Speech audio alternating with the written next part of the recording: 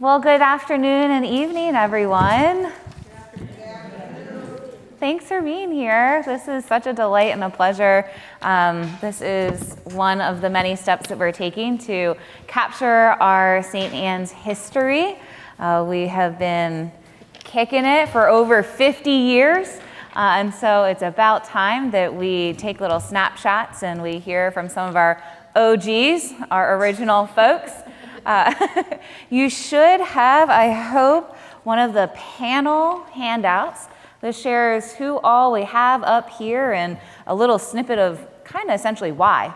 When they started hanging out and participating with St. Anne's and some of the ministries that they've been involved in, that helps us kind of just jump to the meat of it, right? I will ask that as you all speak, if you can first say your name and then share whatever you have to share, just so that we get a sense of who you all are in the midst. Full disclosure, the questions, we've got 6 questions that we're going to ask our panelists here, and they already have had the questions. So this is not a surprise pop quiz. We've asked for them to think about their stories and their memories and how they came to be at St. Anne's and what's kept them and all the transformations that they've experienced and this community has experienced. So we're really excited, and thank you all for taking the time out of your day, taking the time to prepare and being willing to share what you have to share. Let's start with a prayer and then we'll jump in. God be with you. And also with you. Let us pray. Loving Lord, we give you thanks for the gift of this St. Anne's community. We give you thanks for the ancestors upon the shoulders that we get to stand and continue to grow and flourish here in Reston. We give you thanks for all the ways in which your Spirit has moved amongst us in these past decades and still to today. Lord, we ask that you are present with us in our conversation, in our story sharing, in our memories, and even in our dreaming of the future that you invite us into. In Jesus' name we pray. Amen. All right. Well, we're going to start off. I know that first question is, how would you describe St. Anne's, or as we were originally named, the Episcopal Congregation of the Church at Reston? I'm glad y'all switched to St. Anne's. That is a mouthful. So thinking about what St. Anne's was like, how would you describe it when you first came? And I know we have a couple different decades and different seasons of folks here when you came. So perhaps first and foremost, those who were a part of St. Anne's when you were at the Lake Anne Hall, if you can just raise your hand. Even in the congregation, if you were at St. Anne's at Lake Anne Hall. Nice. Susie and Dory. All right, if you two can share first, what was St. Anne's like back then, those first early times? You're the longest member, the elder. We joined in 1973 when we first moved to Reston. And one of my favorite stories was my husband was very interested in finding an Episcopal church. I was less interested. And so he said, okay, well, I'm going to go. And I said, well, I'm going to stay home and sleep. And he came back and he said, I think I found a church that even you are going to like. And it met in Lake Anne Community Center. It was run by the Reston Association, but we rented it from RA. And then there was a coffee house next door. This is all where Zen Nails is now. Oh. And there was a coffee house, and that's where our church offices were. And Embry Rucker was our first rector, and he had his office in there. But his office was really the plaza. And this was the late 60s, 1969, and early 70s. And, there were a lot of people who were involved in a lot of social causes. And we called it the Church of What's Happening Now. And there was no music at the time. And in fact, the first Sunday when Jim went, Embry said, well, how'd you like the church? And he said, well, I enjoyed the service, but there's no music. And everybody said, well, can you do something? And Jim said, well, I play the piano. And he then ended up playing the piano for 10 years after that. So he was the music for the congregation. We've made a lot of progress since then. So it was a wonderful place. It was small, it was a community, and every Saturday morning we'd go to the coffee house and everybody would sit around, drink coffee and talk. And and there were a lot of social programs, and I'll talk about that more. It was, the church was very important to early Reston. Awesome, thank you, Susie. Dory. I have a much shorter span of being at the Baptist church. As you read in So wait, were you there for the Lake Ann Hall or the Baptist church? Baptist church. Okay, so then I think you're our bridge to the next group. I am. Excellent. Take In- it in away. all- in So wait, every who way. else was part of St. Anne's when y'all were at the Baptist church? Okay, we've got a couple hands Oh, in. see? You got Yep, one. and a couple up here. Excellent. Dory, take it away. My time at the Baptist church was simply, as you read in the bio, that I handed Sarah, baby Sarah, to Pat and George Collett, many of whom remember them here. And we had been drawn to St. Anne's because then Rector John Hatcher was looking for diversity. So he just grabbed onto us, and he thought it was great. So the Episcopal Diocese had referred us to John Hatcher. The dates that I have are Sarah was baptized in the Baptist Church in March 12th of 1989 with, I think, one of the Kennises. And the reason we were not here in the Great Hall for the baptism was we hadn't gotten our RUP, our occupancy permit. So the next Sunday was the 19th of March, and that's when we were here in the Great Hall. Oh, so that was my span, and then I melded with everybody else in terms of being here. So, Yeah. I think So others who are part of St. Anne's when we were down in Washington Plaza, the Baptist church? I'm Bill Burton. So my wife, when my wife and I decided to get married, she's raised Catholic and I was raised Episcopalian. So we decided to compromise. Anyone know what the compromise between Catholic? Yeah, you got it. So my brother lived in Springfield. We went to Pohick Church a few times, sat in historic boxes. And he knew John Hatcher up in Reston, which is near where we were living. And he recommended we go see him. So we did. And that was first in the Baptist church. And I remember Robin in the choir. That's the only person I can.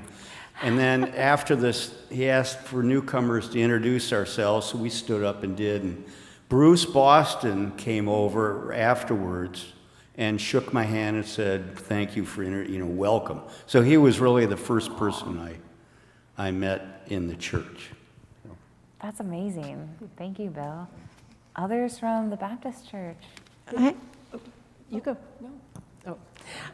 So, Lori, say your name. My name's Lori Corky, and I think a lot of you don't know my first late husband, Jack, but we moved to this area in 1987, and we actually, I was born and raised Episcopalian, and he was born Catholic. So when we first got here, we wanted to go find a church, and of course it was going to be an Episcopal church. And so we were in Herndon, so we went to St. Timothy's, and it was a traditional service. The guys were dressed in suits, pretty much. And we just thought, okay, we're going to keep looking. And so we saw that there was one in Reston that wasn't too far away on Washington Plaza. And back then we didn't have cell phones with GPS. And we turned into Village, and we're going, okay, now where is Washington Plaza? And there was no street that called that. So we ended up driving all the way around North Shore. And as we were coming back to the plaza, we saw a runner, and we just said, can you tell us where Washington Plaza is? And he said, just follow me. So he went down the hill, turned into the parking lot, and he pointed into the lake and said, the church is in there. So we went in and sat down in the sanctuary.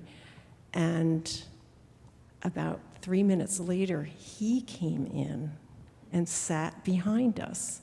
And it was Al Whitley. And so he was in the congregation. He was running to church. And that sold it for Jack. He said, this is where I want to come. So we stayed. And John Hatcher came about 5 months later. And we had a lot of interim people, including Bruce Stewart. And Bruce would do the juggling sermons and dancing in the aisles. So we just felt so happy to be there. Wait, like juggling? Yeah. He's the one with the bells on his sash. He's the one with the bells on his sash. That's wild. Yeah. Yeah. Oh, yes. I could see that makes sense. Yeah, I don't think Mother Carr and I are going to be juggling, though. Just heads up. The kids called him the juggling priest. I believe it. Oh, that's fantastic. Thanks, Lori. Others who were there at Washington? No, I visited Oh, the Baptist. microphone. Oh, I'm sorry. Dick America. I visited the Baptist church. I was living in Capitol Hill in D.C. and going to St. Mark's, which is a pretty out there Episcopal church as well. And in 1984, moved here with our new family, and this was the place to be. Awesome. Excellent. All right, well then, movie. Add an anecdote. This is not from direct experience, but background reading. I read Embry Rucker's obituary in the Washington Post, and it's talked about the early days of the church on the plaza. And it mentioned that in the... Just have to hold it a little bit closer to your mouth. Okay. And it mentioned that the church office in those early years consisted of a battered metal desk at the back of the coffee house where Embry Rucker held court. That's there awesome. and on the plaza. So. That's fantastic. Well, Charlie, I think you came along when St. Anne's was worshiping in the Great Hall at that point, right? Would you like to chime in on what St. Anne's was like at that point? Sure, yeah, I guess we arrived maybe a year or so after the Great Hall had opened up. Yeah. And Father Hatcher was the rector. We came primarily because we were raising a young family. Our daughter Jillian had just been born. We had an older daughter, Maria. We felt like, as a young family, we wanted to raise them in the church, so we were drawn up here. It was an active congregation, engaged in the community. We appreciated that. And John Hatcher was a wonderful preacher, among other things, but a terrific sermonizer. So, yeah, we enjoyed those early years. The Great Hall we outgrew it fairly quickly. Yeah. Built the choir loft, which was perfect for me because, as some of you know, I tend to arrive on the late side. And when the choir loft was built, I could sneak in up the stairs, and nobody would even be aware that I was a few minutes late to church that morning. Did you join in singing? Should we tell Rob? Well, that's where it was the choir loft. Yes, no. And the choir, no, you don't want me. No. You don't want me singing in the choir. But it was nice up there, surrounded by the choir. organ Absolutely. I'm sure it sounded like you were amongst the heavenly angels. console. Right, absolutely. Can I say one more thing Please. about the early days before we get into where most of us have joined? The reason we moved to the Baptist church is we just outgrew Lake Ann Hall. And as many of you know, Embry Rucker was very opposed, as I think most of the congregation were at the time, to building. And he called it, we did not want to have an edifice complex. And felt the building really would really draw resources from the church. And the church was very much involved in supporting the community and people who in need. So, but we really outgrew it. There was we had a place to meet on Sunday, and then we moved, then the coffee house was very small. So after Embry left, then Jim Miles was the one who we made the decision to move to the Baptist church.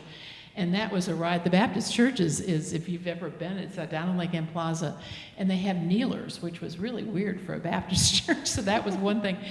But what we had to work out with the Baptists was that we were sharing the facility. So we had a service at 9:30, and they had one at 10:30, and so we had this whole schematic so that you got to go down the stairs over here at this particular time, and you got to go up these stairs at another time, so we wouldn't run into each other. But they needed us for money, and we needed them for the space, and that really was a good transition to finally making the decision to build, which we did actually under Paula Woods. We had the first woman rector in the Diocese of Virginia. So she followed Jim Miles, and then John Hatcher came. So. Fantastic. Thank you, Susie. Lori. I wanted to add something, and I don't want to jump the gun, but this is something that we noticed that we really loved when we got to the Baptist church. And it was the tradition, and it wasn't really sanctioned, but we did it anyway, which was feeding the communion to each other. And that was so noticeable to me as an Episcopalian.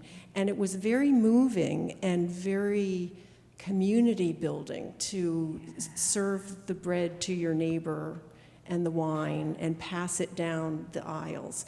And so when we left the Baptist church and came up here, we knew the bishop was talking in John's ear about that this is going to have to change. And we had to sadly let it go. Fair enough. But Lori, what you're touching on is how St. Anne's has a history of pushing the boundaries and progressing the community forward out of really deep values of love and sense of service to one another. And that is, we see that thread throughout. That's remarkable. Others want to share who got here by the time we got into, but Who else came during the Great War? Me. Yeah, Martha. yeah, so Great Hall, right? We're in Great Hall Right. period. We didn't skip over Yeah. anyone for the Baptist church, right? I don't Okay. think so. All right, so who joined when St. Anne's was worshiping in the Great Hall and this current building was not yet built? Raise hands. All right, we got a couple in the crowd and several on the panel. Martha, you want to take it away? My favorite story is that my kids, while we were sitting at a traffic light one day, asked me if we went to church, where would we go? And it turned out that St. Anne's was building up here on the corner, so it was visible. And I said, well, I suppose that's where we'd go. My personal family has a long history in the Episcopal Church in Kansas City, Kansas, so, and other places, but especially there. So we showed up here at the invitation of Merlene Murray, who said, you know, we're starting rehearsals for the Christmas program, and I bet your kids would enjoy that. So we came the first Sunday of Advent in 1989, and we have been here ever since. The kids grew up here, they were baptized here, all three of the girls were married here, and they left and I stayed. Thank you for staying. Oh. Jay, do you want to go? I don't think you've chatted yet. You share Shyamala your... and I immigrated from India in 1982. We have Anglican background. So when we came here, it was very difficult. Both of them have graduate degrees, but we couldn't find a job. Recession was high at that time. So I started working as a cashier in a restaurant called Sambo's. That's where the mobile gas station is there, Baron Cameron. And she worked for Piedmont Airlines. So then I did my MBA, then I got a regular job. Then we started looking for a church for our kids. We went around all over Reston looking for it. We went as far as Tyson's Corner. In Tyson's Corner, we went and attended a church. That church, that's where MicroStrategy headquarters is there. They demolished the church, and then its story is there. The company's strategy headquarters is there. One day, all of us were going around here, and then we saw some folks going around the church singing. It was a Palm Sunday. Oh my God. Father Reverend Hatcher was there. We said, oh, we were in Northgate apartments. We said, okay, we can join it. So that's how we came here. And the children liked the place, and they liked the Sunday school. And their Sunday school teacher was Earl Love, and they really liked him. Yeah, and all the three boys, they grew up here, and they have moved different places. For us, this is the place, we like it, and we continue to be here. Thank you. Thank you, Jay. That's fantastic. Pam, let's get you. Yeah, my wife Nancy and I, we came here, I think it was about 1974. We had moved to Great Falls, and we had first decided, well, we were very active in the gay church, but that was quite a distance now from us. And so we went to St. Francis in Great Falls, and it was, And so Vicki, my youngest daughter, said, well, she had met a friend at Shrinemont Camp. And she went to St. Anne's in Reston. And so, you know, you can see St. Anne's. I always call it the church you can see and can't get to. Now with cell phones and map things, you can get here very easily. But back then we couldn't. So we just got in the car and drove around and drove around and drove around until, because we didn't know Reston at all, other than Home Depot area. And so we found the church and we went there. We were in the Great Hall, and John Hatcher was the minister at that point.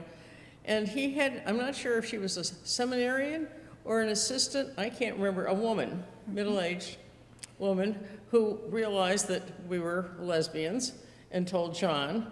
And so after we left the first time, we felt very welcomed at St. Anne's. John called Trish and told her for her to have us over for dinner. So that was one of our first experiences. And my daughter actually babysat for Dory, worked in your real estate. And Dory was telling me, I didn't know that. Her son shut Vicki out of the house, locked Vicki out of the house at one point when she was babysitting. He didn't feel he needed a babysitter. So. Yep. All the stories are being told today. And I got very involved. Nancy isn't, as Jess knows, very churchy. True. And but I got very involved in St. Anne's. I had been involved in the gay church as a lay reader, and I think helping communion too. And so I got involved here in doing that and felt part of the church. And also I enjoyed at that point when we made meals for the homeless and facets. That was something. And I actually got my grandsons involved in that. They came from way over by Burke to come here to help make the meals. And I also really enjoyed when John started the Stephen ministry. I enjoyed doing outreach that way. And also that was one of the things that kept me here and involved in many things like that. And Nancy, my wife, she played for John Hatcher's, I'm not sure what his funeral, I'm not his wife's funeral or his second wife's marriage. Do you remember, Angie? You don't remember, no. But she played several times and had the bassoonist from the Washington Opera play here also. And John Hatcher at one point came over and helped me pull bushes out of the front of my house. And another time took my daughter Vicki out, or maybe more than once, as she was learning to drive. Mm-hmm. And so we had a lot of relationship with John over the years. Cool. And as I said, Nan's played here for a while, but mostly now I'm an 8 o'clocker. Well, because when Nancy was working, that was the only time I would get to see her, is Sunday at breakfast. Because she performed for the Washington Opera for her whole career. And so she would come in late on Saturday night and leave about noontime on Sundays. So, and I enjoy all the outreach, the in-reach also. As I said, like the lay Eucharistic, all the different types of the lay Eucharistic visitors, the Yeah, communion. chalice bearers, yeah. And- Pam is one of our faithful chalice bearers at 8 o'clock and our #1 recruiter for other chalice bearers at 8 o'clock. Because I can't at the moment, that's why, Jess. Well, thank you. So what I'm hearing a theme of people, whether it's the runner, jogging, literally asking him on the sidewalk, Bruce Boston, I heard Murray, I heard Al, the procession that you're seeing. What I'm hearing is this theme of you finding your way to St. Anne's through pivotal people. Your husband, right, in search for something that even you would enjoy. So it's a little glimpse in how you found your way here or how the Spirit worked through others to get you to this community. So what has kept you here over the years? And I think, Dick, you wanted to share, so I'll let you Well, it was a first go Christmas into the related microphone story, so we can all but, hear. My wife, now ex-wife, but grew up Lutheran, so she never participated here, but she was a Fairfax County school teacher for many years. And when our daughter was little, my wife liked to come here and help with the organization and planning of the Christmas pageant. So she did that for several years, even though she never attended services here. She loved that part. She was very good friends with John Hatcher through their theater interest. He was Oh, yeah. a Reston theater person, and she had a behind-the-scenes role in the Reston Players and the Reston Chorale, so they bonded over that. Nice, thank you. Others, what kept you here? Bruce Boston What- kept a lot of us here, I think. What keeps you here? Yeah, I think I like the friendliness here and Sunday school. 3 boys were raised here and youth involvement. That kept us here. We one day went to St. Timothy. It is in our backyard in Herndon, but we decided to come here. So we are here. My son one day asked, after my retirement, he said, "Dad, I live in Charlotte, North Carolina. Brother lives in Vegas. Do you think you will move there? Why you stay in Northern Virginia?"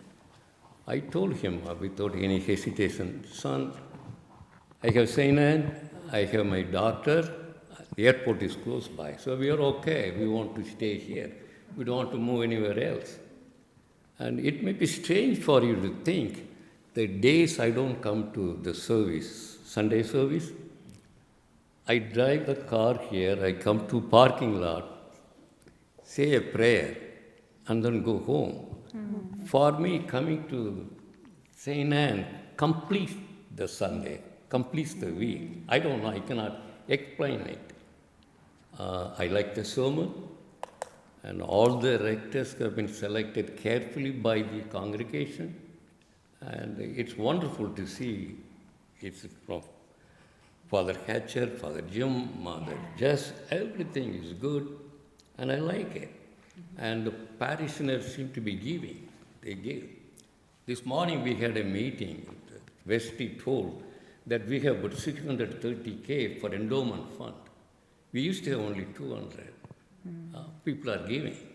And Jim Jones was largely responsible for establishment of the fund.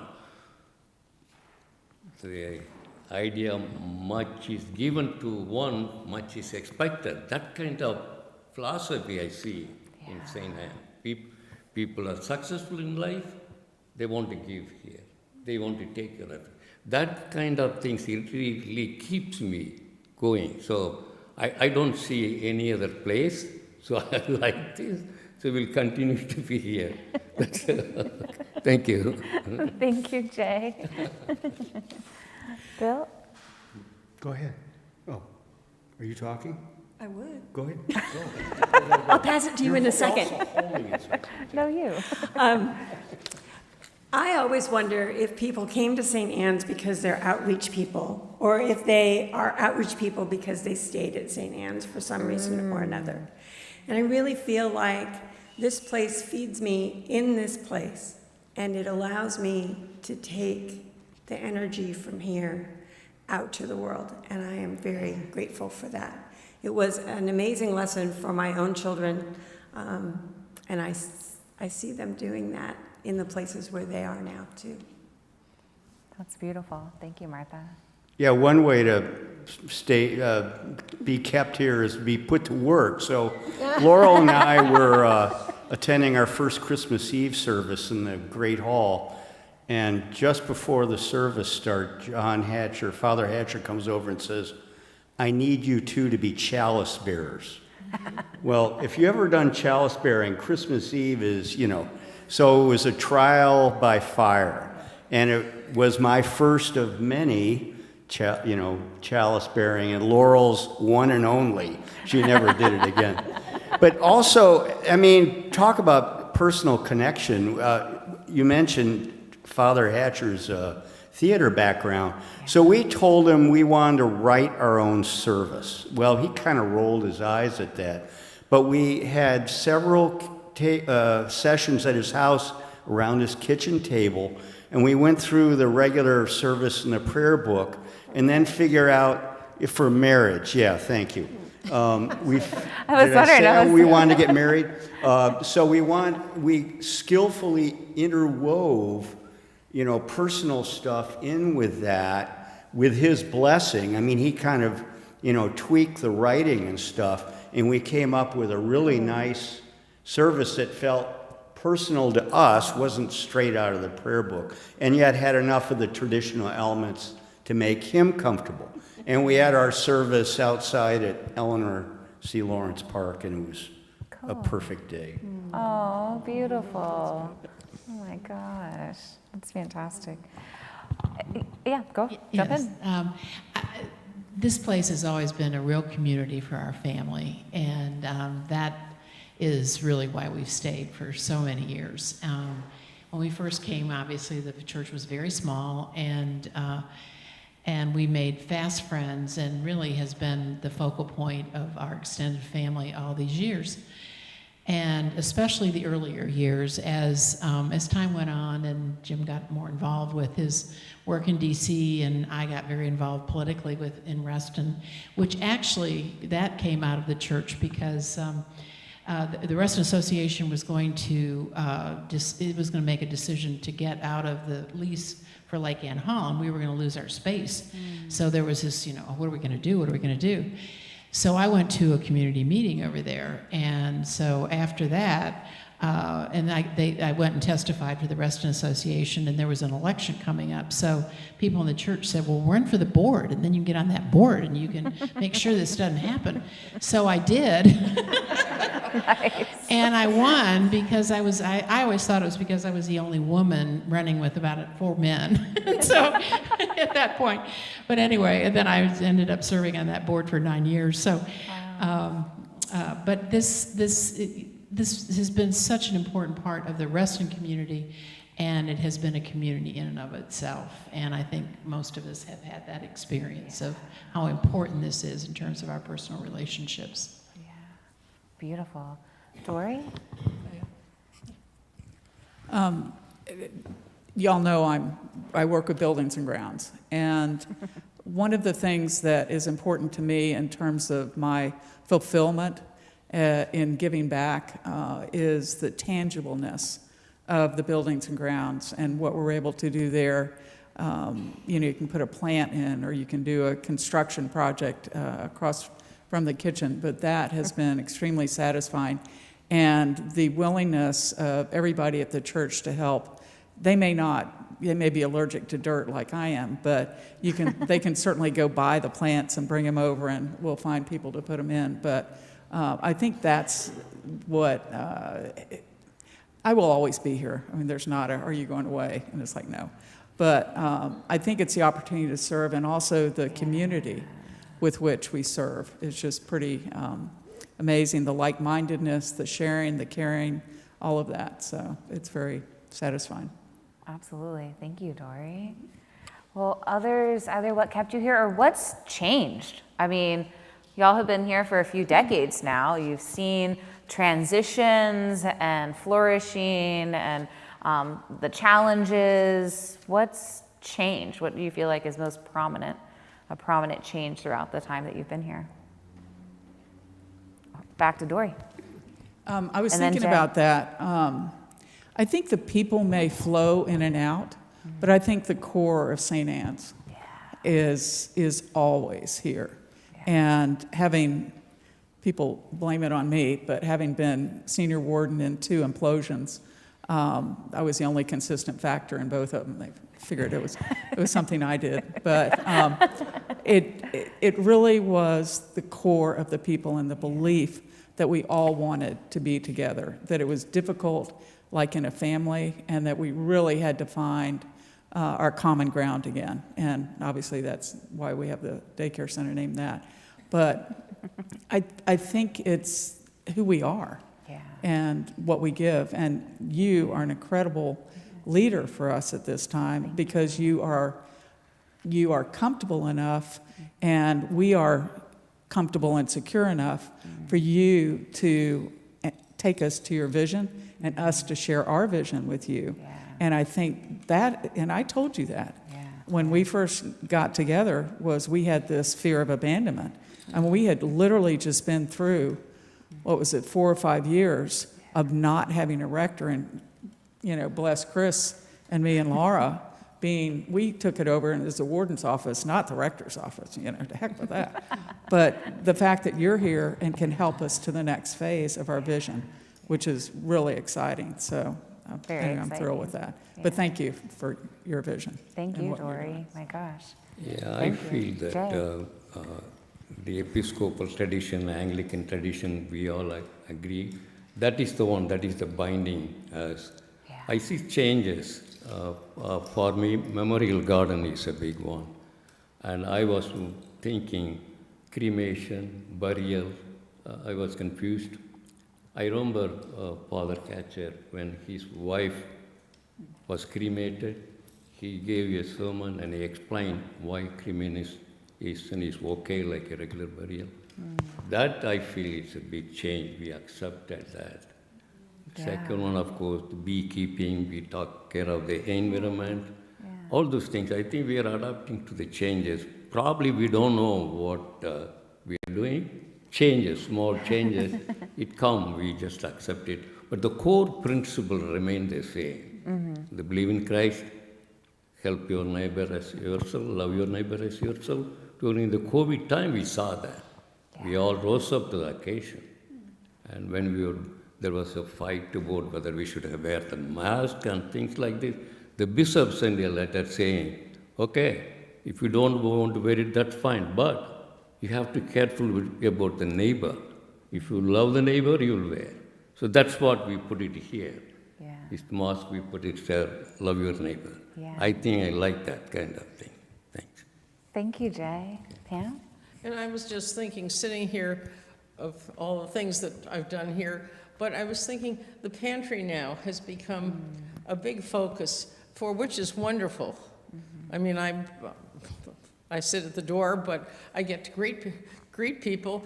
But of all the other feeding things which we have done, it seems that this is the culmination, because I missed some of the others, but then I was sitting here thinking and realizing that the pantry is sort of a culmination of all the other ways we've reached out to the homeless community and others.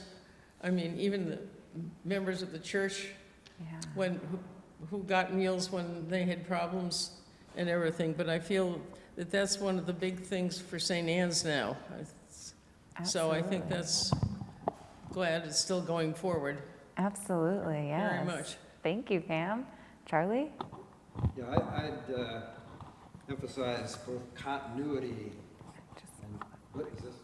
Just a little, it's Sorry. one directional. Is that better? That is better, thank you. Continuity amid change. During the 35 years I've been here, we've been through at least 2 major upheavals. The first was in the late 90s, where we faced some budgetary challenges and At the time, there was, the thought was we didn't have the resources we needed to continue supporting both Christian education and music at the same levels that we had then. We managed to work our way through that, but it was a difficult several years. And then again in the, I guess it was the mid to late teens. Yeah. That's, that was in some ways even a more difficult period for the church. But we've come through both of these challenging periods and emerged on the other side. Right. And I think we find, as a congregation, we found ways to reimagine ourselves, adapt to change. So we faced some struggles, but well, you've demonstrated resiliency, Right.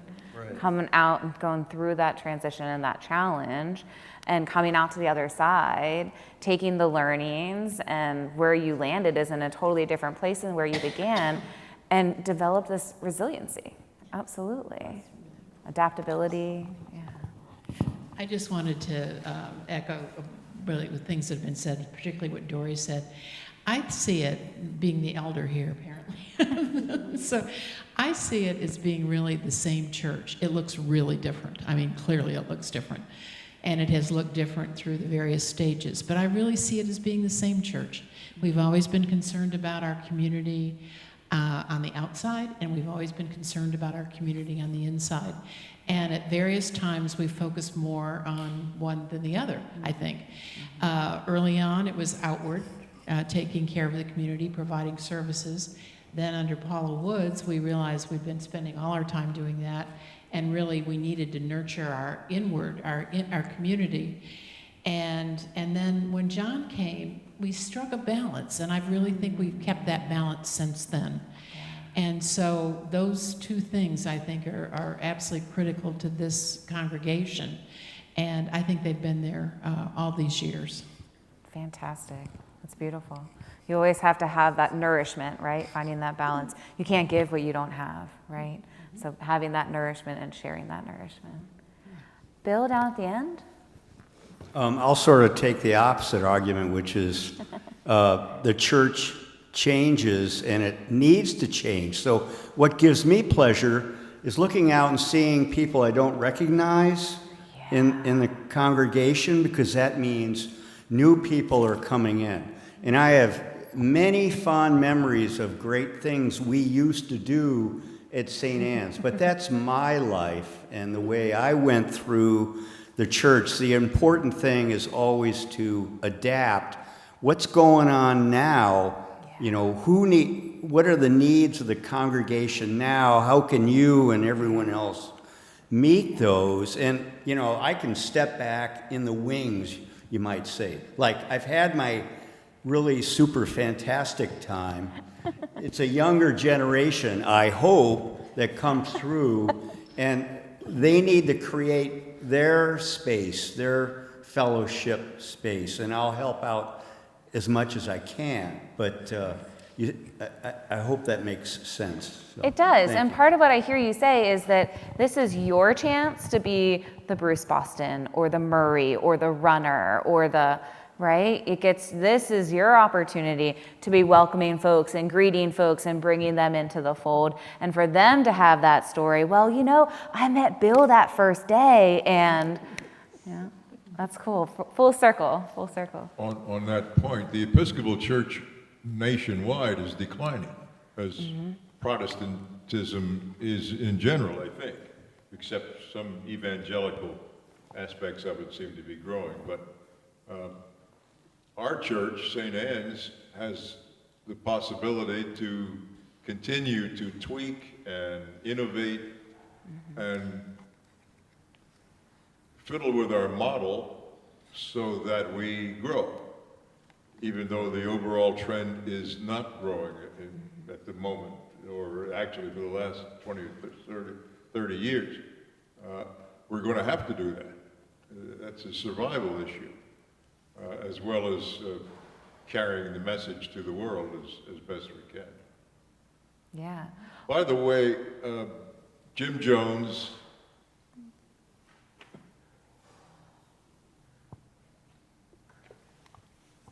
and Bruce Boston, big reasons for my continuation and thriving in this church. Thank you, Dick.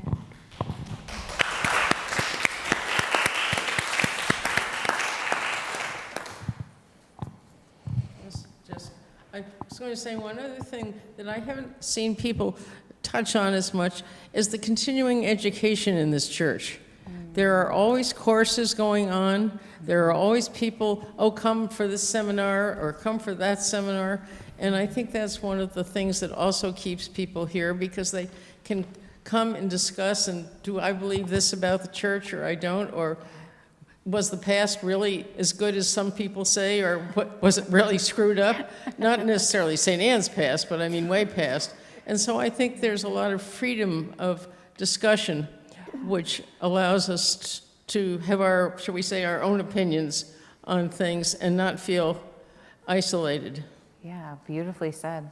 Constant willingness to learn and grow and be transformed, right? That's what we're all about here.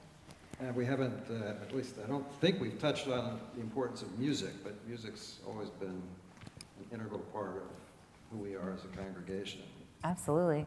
I think that's still true today. Well, and so maybe that'll lead us to the next question. How do you think being a part of the Reston community has influenced the church and vice versa? Maybe music is a piece of it. But others? How has Reston community kind of influenced the church and vice versa? Martha? We moved here in 1987 from Puerto Rico. We were happy that we were raising our children where they didn't look like everybody else, and everybody else accepted us. When we left there, we were afraid of moving back to a place in the United States where we would lose that sense of diversity. We had heard about Reston. We had heard about it from a neighbor across the street whose husband was a city planner in Michigan, and he mentioned that you could canoe to get your groceries. So our first real estate agent here showed us places in Chantilly and Springfield, and our second real estate agent was Dagny Wilcox, who listened to us when we said we would love to see places in Reston. There were two places we could afford in Reston. One was being Bill Burton's neighbor, and one was living up here, and, you know, well, we still are Bill Burton's neighbor now. But we've grown up in this place where there are all kinds of people who come from all kinds of background and are ready and willing to step into a future where now I look at the pulpit and I see women serving on a regular basis.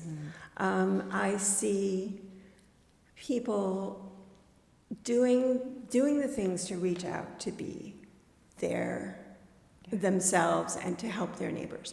And that is Reston, and that is St. Anne's. So to be able to separate the two of them is not really possible. Now, there are a lot of people here that don't live in Reston. Nowadays, So, yeah. well, even earlier, probably. Even back then? But, so I was really grateful to see the movie last week, A Better Way of Living. Is that right? Another Way of Living. I think it's a better way of living. The title is Another Way of Living. And I am so grateful that we landed here, that we have stayed here, and that not only is life in our neighborhood one thing, but life in our church is the same thing. I think the progressive principles under which Reston was founded, it's ingrained in St. Anne, like the affordable housing, daycare, transportation. Simon said, if you want to live here, you can work here. Those kind of things, I think Reston has practiced. I remember traveling in RIPS, Reston Internal Bus System, when we were living in Northgate townhomes. And I also remember attending some affordable housing meeting in Fairfax County Center, Government Center. Father Jim and many of our congregation was there. They were pushing for affordable housing for the county through St. Anne. We did those kind of things. And many times Reston Association has agreed and accepted, recognized St. Anne as one best. Annual meetings, Jim Jones, and they were recognized. And one time, Murray, he was the Reston Association president. Yeah, and he got the call, and now he's an Episcopal priest. Yeah. So I think it's interesting to see the both changes, and each one is influencing the other one. I would say that. Yeah. Nice. Thank you. Susie. Yeah, our community has really spawned a lot of the leadership in Reston over the years. And I've always been really proud of that because we've been so connected to the community. But I want to say that early on, you can read this in the history, but I think it's really important to say this, we had no social services in Reston in those early days. I mean, the Fairfax County ignored us. We were on our own. And so our church, and really through the person of Embry Rucker, but boy, he got every one of us involved in doing stuff, really started, I think you mentioned the Ribs bus, that we still have the Ribs bus. We started that, Reston Internal Bus Service, and ran it for years.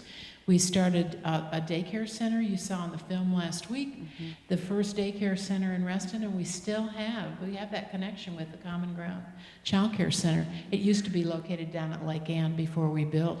We had a nursing service when we didn't have that kind of thing. We had a babysitter service. That was my personal favorite because I had 2 very young children, and it gave me my freedom. So, I mean, mostly the ladies over at the Fellowship House were signed up to be babysitters, and you could call up and they would get you a babysitter, and you could trust that these were, people that you could rely on. So we started the Greater Reston Art Center. The vision years ago was to build a multi-purpose building on this land and have the art center be part of it, and that didn't work out that way. But we did get that started, and we were one of the initial churches involved in the establishment of Cornerstones, and we know how important that is to our community. So these things were just, it just made all the difference in the world and the social fabric of this community. Sure. My gosh. And the shelter named after Embry. And the homeless shelter. Yeah, please, Lori. Sure. Just that the shelter is named after Embry. Yeah, Embry Rucker.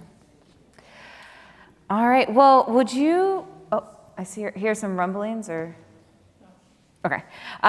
Would you share an anecdote or two that stands out to you in your memory of St. Anne's that characterizes our unique history?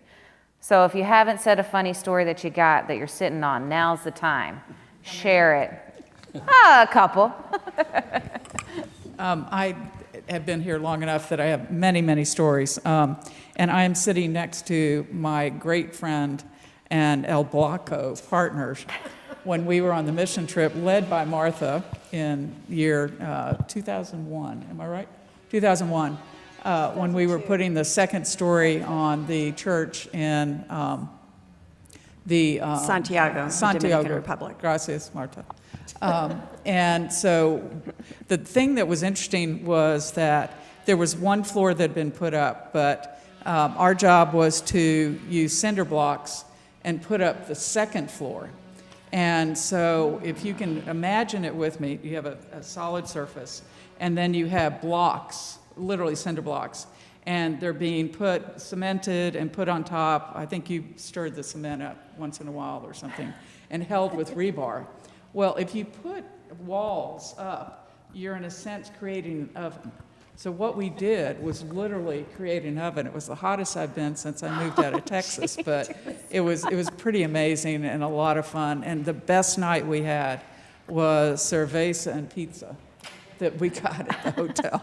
We were so hot, and we left all our clothes there, right? Yeah, we did. left all our clothes there. And that was planned. It was, Yeah. It Okay. wasn't like we stripped and, they took no, them. it was bring clothes that still have some good use in them, use them while you're there, and leave them behind if you decide to. But the biggest thing about our mission trips has always been the idea that we are doing something with people, not for people. Yes.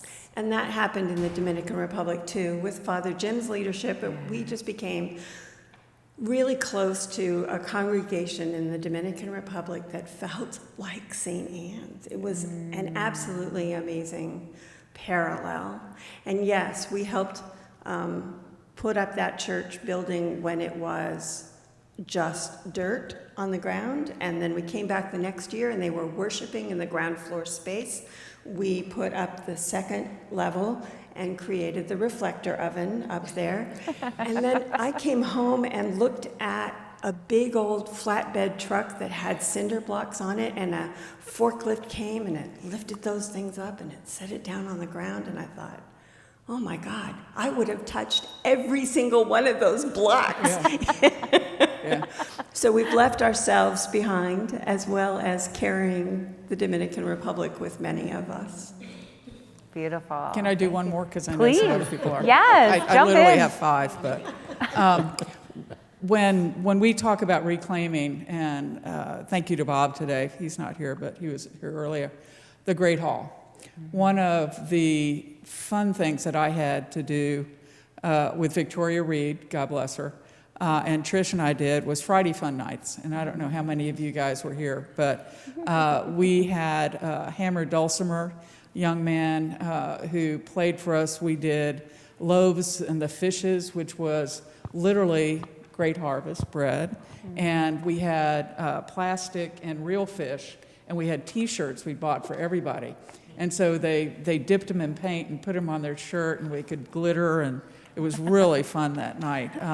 We had a 60s party in which Mac Murray, whose name is up for about 4 or 5 times, we opened these doors, and he had a bug, a literal VW bug, and he pulled it into the narthex, and the kids had paint, and they put fingerprints and painted all over his bug. And we had 60s music and everything, and it was totally fun. It did. I know. Thank goodness it did. But so Friday Fun Night is one thing that I would like to get us back to, because we had music, we had a craft, we had a meal that was kind of based on what the theme was, and then we had games. And we had families literally playing games and either sharing them or doing them themselves. So it was really fun. So that's one of my goals for the Great Hall when we get back. Can I hold my other 4 till later? No, Yes. Okay. Yes. I have a Jay? lot of good memories, but I'll stop with 2.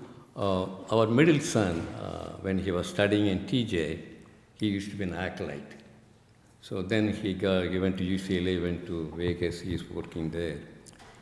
When he wanted to get married, he told him, Mom, I want the priest from St. Anne to come and officiate the wedding in Vegas. So we came and talked to Father Jim, and he said, okay, I can come. So he traveled all the way to Vegas, and it was a big meeting place. The crowd was going wild, and then he comes, and then he said, okay, I'm Father Jim, I'm the rector from St. Anne, Reston, and this place is a holy place now. It's going to be, you should respect this. The crowd went silent. And we had a beautiful wedding, and it was wonderful. Even now, when we go for vacation, we visit Father Jim, St. Anne Connection. The second one I think about is early 2000, there was some financial crisis, there was some cash flow problem. At that time, I was in the finance committee, so we were thinking where to reduce the expenses. And somebody said, can we reduce the diocese contribution? And everybody said, no, we are not going to reduce the diocese contribution. This church, St. Anne, is here because of the land provided to us by the Diocese of Virginia. We want them to be able to go and plant more churches, so let's not reduce it. So we didn't reduce it. The second one, we thought Common Ground was going through struggling, so we said, okay, don't give the cost of living increase, we don't give it. Whatever you pay it. Those two, when I look back and say, okay, this community is really interested in giving back, not that, okay, we should have it. Instead of that, You have the vision, and that's one of the reasons. That's one of the reason I think we like it. I think one of the reasons we like it. Thank you. Beautiful. Thank you so much. I have, Yeah, Charlie, Susie, and then Bill. Just in terms of anecdotes, I don't know, I've been raised this issue several times with the vestry. We're struggling with what to do about Shrinemont going forward. But Father John really invested heavily in those retreats back in the 90s.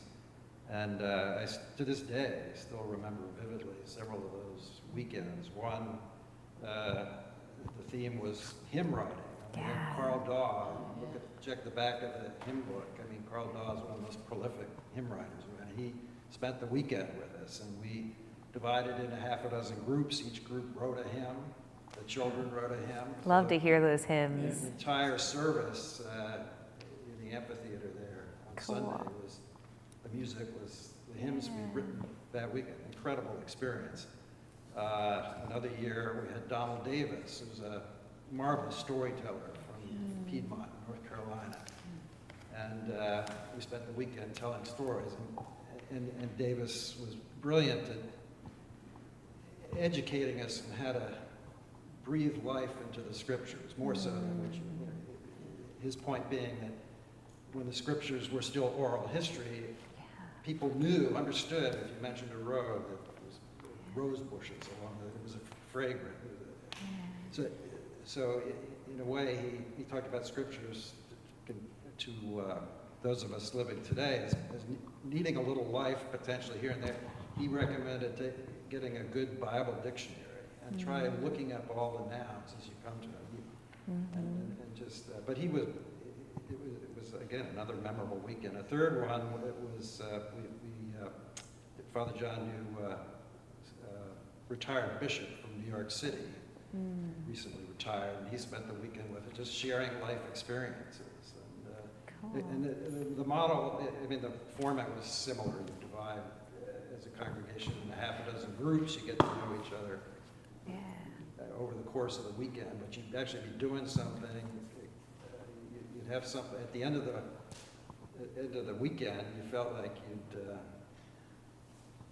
I mean, You've been all filled up, right? I mean, that's what I'm hearing. It's that formation. It's that being nourished so that you can go back as a community and continue to give out and to serve. I used to find it difficult to leave on Sunday afternoons. Oh, yeah. And I started doing some research on, at the time, there were several Episcopal congregations that had invested in living together on an ongoing basis.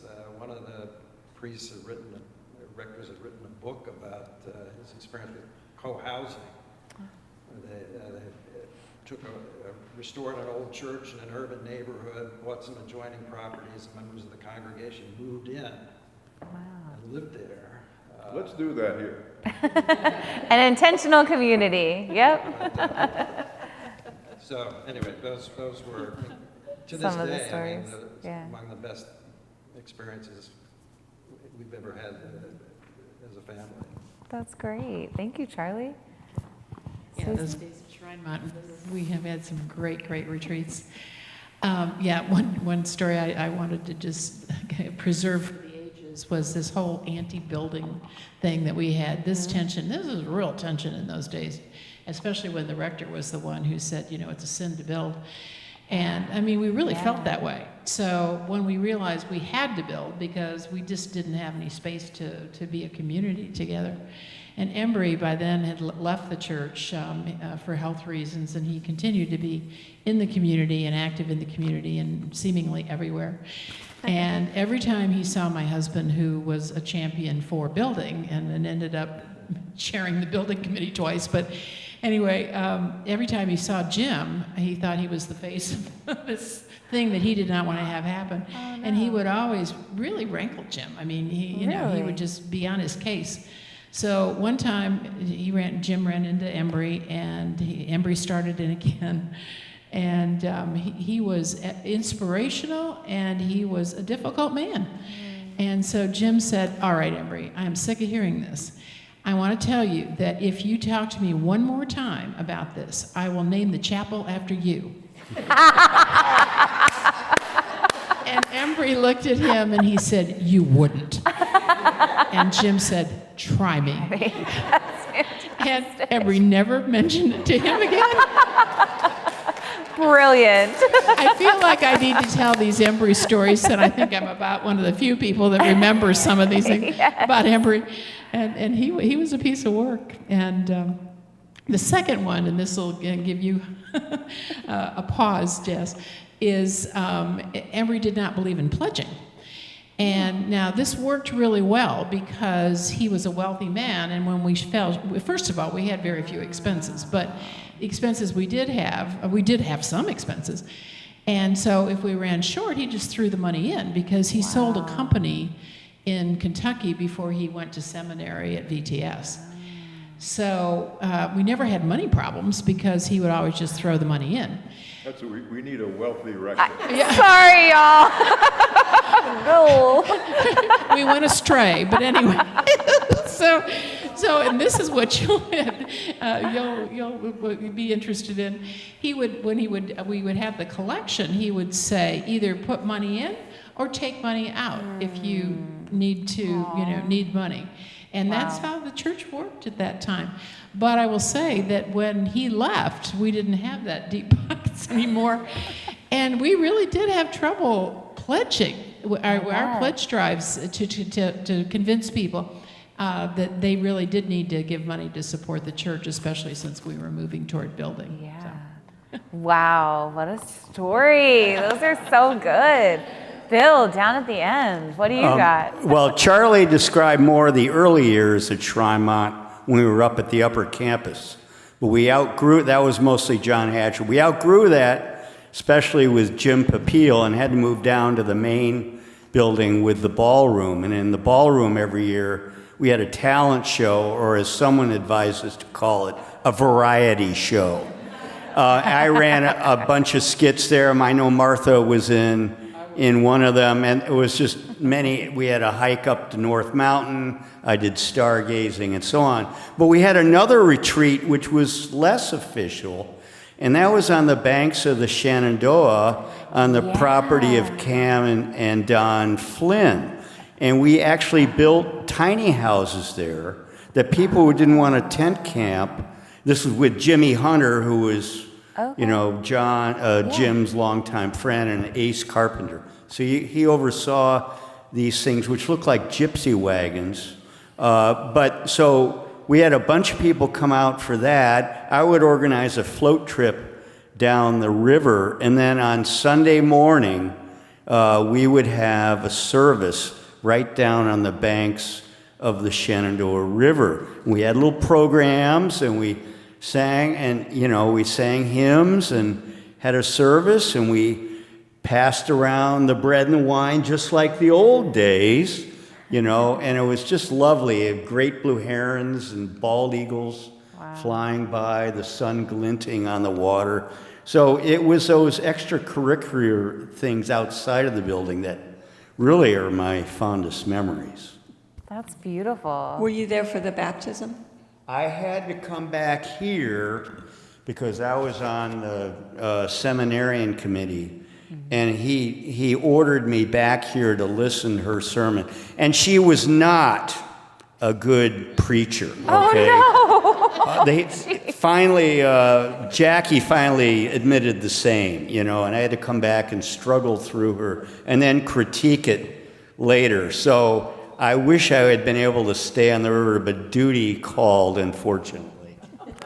Apparently, it was a beautiful baptism. One of the young people here in the church baptized in the river amongst people that had spent the weekend camping. That's fantastic. Well, and part of what you were touching on, Bill, is that this place has a history of raising up newly ordained or having seminarians, helping to form new clergy, and that's a true gift. Not every congregation has that gift or, in the ethos, in the water of the community. So even if you had to suffer through some bad sermons, hopefully you're able in a position to give that critique to help that individual grow and find their preaching voice or find their other calling. May I'd like to continue on the water theme, which Please. was one of my favorite events was every Mother's Day. And I'm going to point to our leader right here. We did a car wash, and it was to raise It was a money. fundraiser for our mission trip. Right. It was a fundraiser. And the cool thing I thought, and I'm really going to be selfish here, is I got to drive people's cars. And I got to figure out how to start them. Many cars you didn't know how to start. And you could always hear what radio stations people had, because you never touched it. How many were on Or the NPR? book they were listening to. What? Or the book they were listening to. There were books they were listening to and all of that. So we had Martha had an incredible system, and all the cars got picked up and they got washed, and it was very cool, but it was so much fun. It was once. I got to drive a Jaguar. Did you? Yeah. I think I had an A7 or something like that, but anyway. I have no idea whose it was. I have absolutely no There's idea. our deep pockets. We need to Yeah, right. But it was the advantage of being able to drive a stick shift. correct. Yeah. Yeah. So it was a ton of fun, and we did 100 cars. How many cars? Oh my gosh. Yes, because I made tags for all the keys, and so I had over 100 key That's how many tags. we Wow. washed, literally from 8 a.m. until Yeah, we noon, washed probably. for the 7:45 service, the Yeah. 9 o'clock, and the 11 o'clock It service. was so much fun. The youth were doing the washing, obviously. We were doing the other stuff, but it was That's super well fantastic. organized, and it was totally fun. It was great. So So I miss fun. that. I miss it a lot. What a beautiful, deep level of trust. Hey, I'm going to go worship. Here's my car. Well, not only that, we told them that it won't be parked in the same place where you left it. So Real it was trust. You walk out. Where's my car? It was like an Easter egg hunt for your car. Yeah, it was very cool.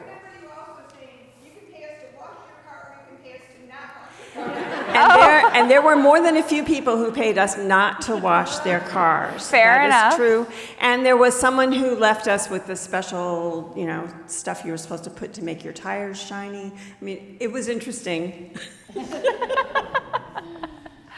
Another story or two, if we have it. Oh, all right. Of course. Of course. I only have 6 more. One of, way back, again, raising money, was the live auctions we used to have in the Great Hall. And blessed Jim Jones was our auctioneer. Phenomenal skill. I mean, there wasn't anything he couldn't do. Yeah. But one thing I will ask you to note, which is above Angie's desk, is a picture done by Reverend or Bishop Susan Goff, and her husband was our interim, Tom Holliday, during one of our periods. And that was a piece that I got at auction, and I gave it to Angie for the office. But there was artwork, people would bring artwork. There's She wanted it for her house. no. Oh, yeah. But anyway. Angie takes it with her when she goes, right? Yeah, oh, yeah. Yeah, She's okay. not allowed to go. That is Don't now not going. being recorded. Angie takes it with her. Yeah, but anyway, so that was one of the type of pieces that we were there, and it was very fun. I mean, it literally was, you had wine, of course, to increase the price, and then it was in the Great Hall, and everything was around. You did silent auctions, and we didn't even raise that much. I don't know, it was 10 or 12,000 maybe or something. That was a lot, but Hey, that's amazing. it was for outreach, and it was Yeah. totally fun. So those were little fundraisers that are fun. I liked them. Fantastic. Martha? Who remembers the camel at Epiphany? The Epiphany camel. Okay, I see some. Yeah. Somehow John Hancher got a hold of a camel costume. Okay, not a live animal. No. Okay, all It was a right. camel costume. And Judith, whose last name I can't remember right now, was the front of the camel. And someone got volunteered to be Lamond. Judith Lamond was the front end of the camel, and I ended up being the back of the camel. So the first year that we previewed this at the Epiphany pageant, we were doing really well, but there was one particular member in the congregation that was laughing so hard, Tom Smith almost fell off of his pew. So I kicked him on the way out. True confessions. We're still friends, although I will say that John Hatcher stared us down once, and Jane wouldn't allow us to sit together after that. Oh I remember that auction. I remember at that time, Jim and Susie went for a vacation, Eastern Europe. I think you brought some artwork, and that you put it there for, yeah, for the sale. I remember that. Gosh, well, our last question is, has and how has St. Anne's been a community for you? I feel like we've heard that all along the way. So instead, could you share a word or a phrase that sums up what St. Anne's means to you? What is like the core essence of the St. Anne's community? I did not, this is a pop quiz one. I did not give you that question. So just think for a moment. How would you describe St. Anne's, the core of St. Anne's to you? Either a word or a phrase? Well, adult formation, or adult education as we used to call it, and especially if Bruce Boston is watching or listening, his courses over and over for decades, whatever he was interested in, he's reading some new book, that would be, he'd organize a 4 or 6 week class around anything at all. It was always fabulous. And one of the great things about the church. Beautiful, adult formation. Others? Pam? The one thing I will say is, this church, I think I belong here, Church on the Hill. The thing that keeps me coming back again is the sermons, whether it's Father Cat or Jim and Mother Jess. Their content may be different, the way of their delivery is different, but it's all thinking of biblical knowledge, whether it's storytelling. It's getting very interesting. I come here just to listen to sermon many times. So I will associate this place with everything else. The best sermons I am hearing, I would say that. All these years, it's getting, I won't say it's getting better, but the delivery is different, content is different, but it's all the core principle. Again, I'm repeating it, love your neighbor. Simple thing, God said 2 items, simple. Yeah. That's we are practicing here. I see that. That's Thank awesome. you. And, that's thanks to Bill weeding out the bad preachers. Just kidding. My Bill. word is the F word, fellowship. Yeah. And nowhere else would I have the opportunity to meet such a broad spectrum of people. At work, they're all scientists, I could have instead I could have joined Reston Runners, which has big runs every Sunday morning. I'd see them running by as I drive to church. But they're all a certain type, too, in a way. They're a certain age, and they got running brains and so on. But you come here, and you are exposed to a spectrum of people is just staggering.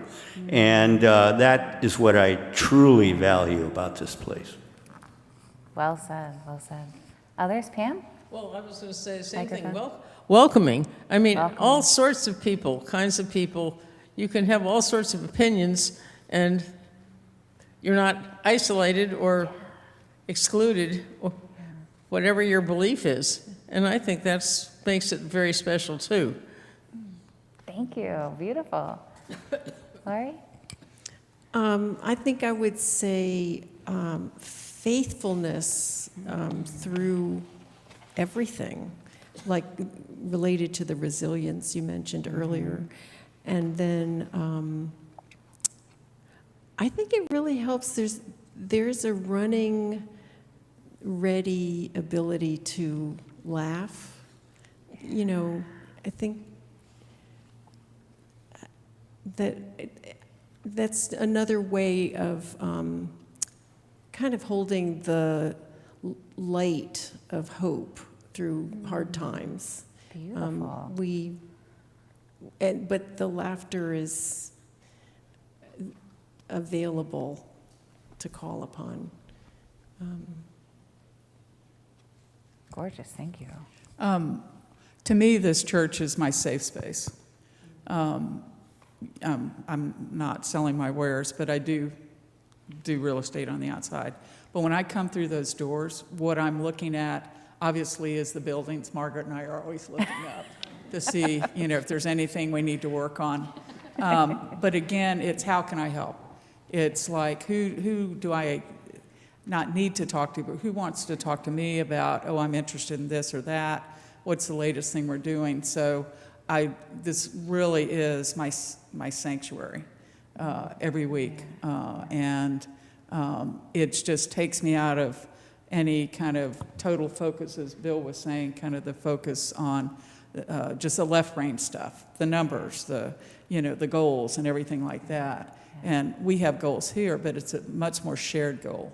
I'm not doing everything alone as I am on the outside, so it's a real sanctuary for me. Thank you. And I would say community, and as you guys know, I'll try not to. This has been a hard year for me, and this community has been here for me and my family. And even though, I have a lot of other people in my life, this just feels like the place I want to find comfort. Yeah. Yeah. Thank you. The fact that, I don't know how, I think it's pretty unusual, the design of this building. We're not sitting in rows facing an authority figure, but it's a participatory and a communal space. It's probably Jim's idea to design it this way. It was the architect, I thought. The parish, I can tell you. Yeah. Yeah. Susie. That's part of our secret sauce, the way we. The parish physically together. made that decision. I mean, we did, and this is a little vague if somebody else remembers, of talking about what, we've always sat kind of in a circle facing each other, and when we designed this building, we decided that we wanted to do that because we wanted to continue to be able to see each other. Yeah, we had the pews in the Great Hall set up in a similar fashion. Yeah, and that was nurtured our community. So, this was absolutely intentional. And I guess you know the story about it being in a circle. Yeah. And the circle is completed by our memorial garden. Yeah. It's part of our circle, if you look Yeah. at the way the church is designed. And one other thing I wanted to say is, have you ever noticed that the aisles are raked? That the seats, the pews are raked? And that was, I wanted to throw this in because I think it's really interesting, because John Hatcher and his wife were into performance. So this was also supposed to be a performance space, so we can, use the building that way too. So. Absolutely. Thank you. By the way, this is a footnote, it's not about anything, but John Hatcher, we've referenced a number of times, and his wife, Jan was a classmate of mine at Penn State. I didn't know her there. It was only 30 years later when we got here, and we were talking one day, where'd you go to school? Penn State. Really? What year? So we found out that we had that in common. We were Nittany Lions. Nice. Charlie, I were was you? just going to echo the concept of resilience once again. Resilience is a springboard to creating a better future together. I think we've lived through challenging times and lived to fight again, and the future is bright. Beautiful. Thank you. Did everyone get a chance to share? Martha, you're. I was going to say empowering. I feel like this place, if you want to do something, somebody will help you do it. Whether you are an amazing theologian or whether you're the person that sits there and learns so much from that theologian, somehow you end up empowered to take on something else in this church or in the world outside. Beautiful. Thank you. Oh my gosh. Let's show our appreciation for the panel.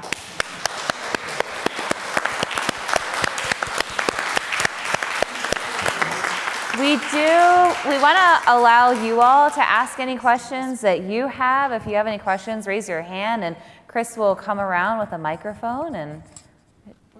Can we hear Angie's? Is it still on? Yeah. Oh, if you can use the microphone so we can hear you.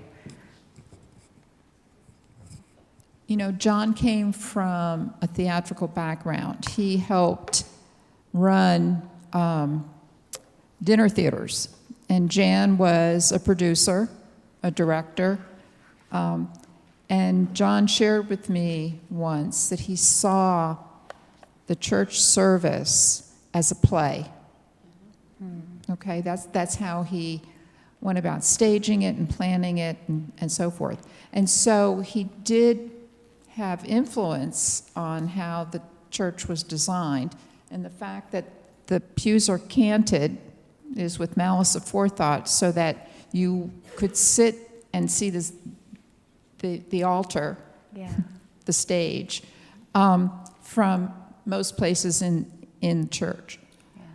So I'm sure that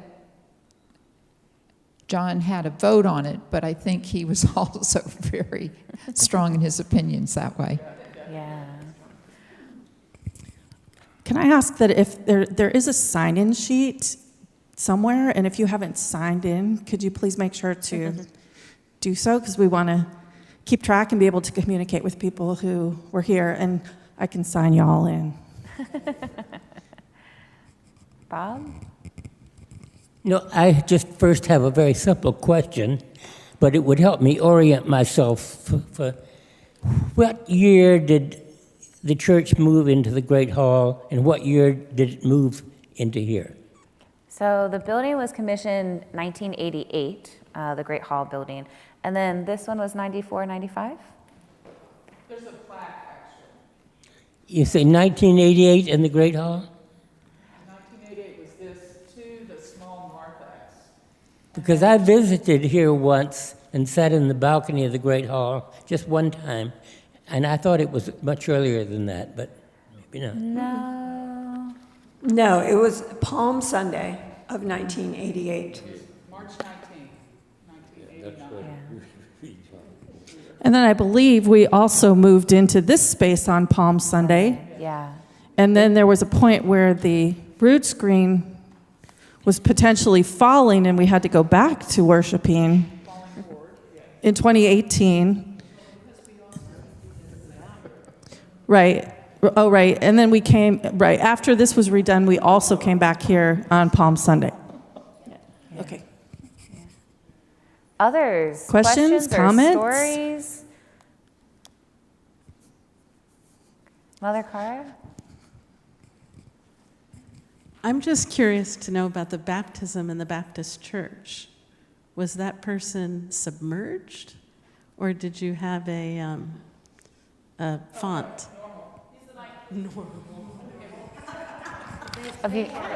Mike from Martha. No, it was not. It was the normal font, et cetera. So, excellent question. Yeah. So.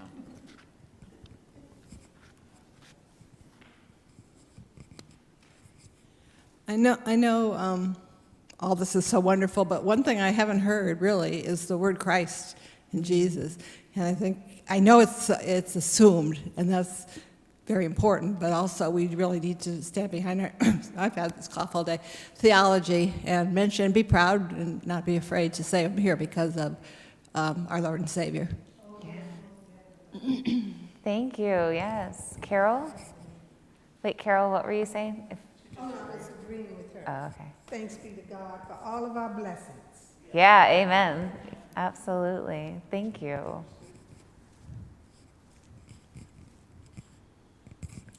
Thank you, panel. It's been a wonderful experience for us to hear all this that's going on. But one word, when you asked about what it means, I would like to just add the music component, because I had heard that was a huge draw in the past. Now, did I misinterpret that, or is music a part of drawing people into our church? We had a very talented music director 20, 30 years ago, Tom Bailey, who was world class. He was both. I just don't know how to use these things because people. Yeah, I naturally project, so I don't need to. But yeah, Tom Bailey was both had. He went to Virginia Theological Seminary, and he was highly trained, skilled musician. He conducted opera orchestras in Europe. When Tom got the music program better established here, we began concertizing on a regional basis. We had several major productions where we invited the community in. I know we did I think it was Gustav Holst's Planets, and we had Christmas season, we did the Messiah, with a full chorus and a small orchestra. So we were really reaching out to the community with the music program during that period. Sue, as you know, the backbone of any church, and it has been the major thoughts that go into any budget in terms of how to attract people to a church, is one, music, and two, the kids program. So many times during, maybe a downtime or something, those were the two places that we looked at. As Jess was alluding to, one of the hard decisions we had to make at one point was the children's program versus. And so right now we have a luxury of having the wonderful staff we do, as well as an incredible music director to strengthen both of those aspects. And I'm sitting next to somebody who was our music for 20 years. So anyway.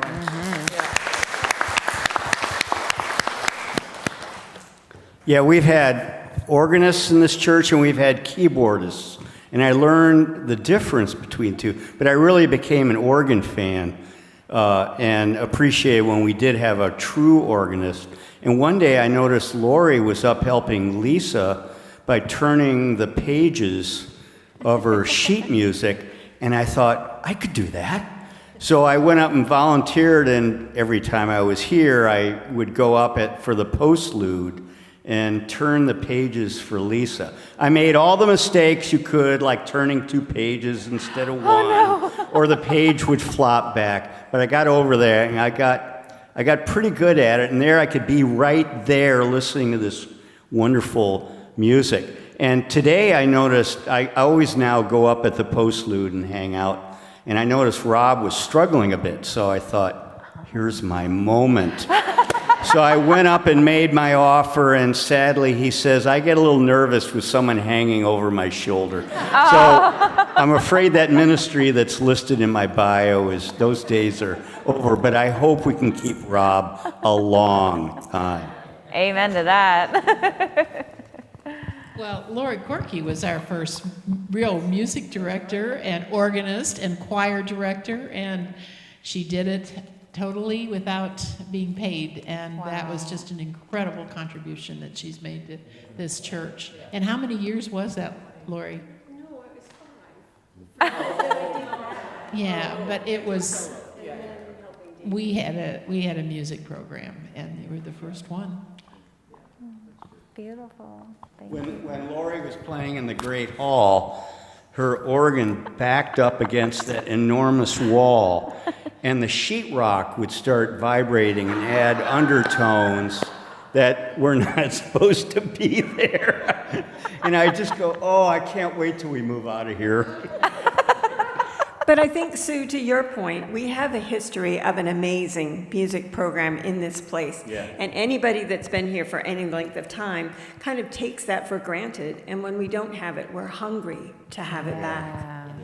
Yeah. Well said. Yeah. Beautiful. Other questions, comments, stories from the pew? My gosh, well, thank you all so much. Let's show our appreciation. Thank you, thank you, thank you. Thank you for being our MC. You did a great job. Thanks. Of course, glory to God and glory to the ways in which the Spirit has worked through us, in which we get to embody Jesus' love through service, through formation, through outreach, through resilience, through faithfulness, and all the ways in which we continue to be Christ's hands and hearts in this world. It's truly a pleasure to be here. Let us go forth in the name of Christ.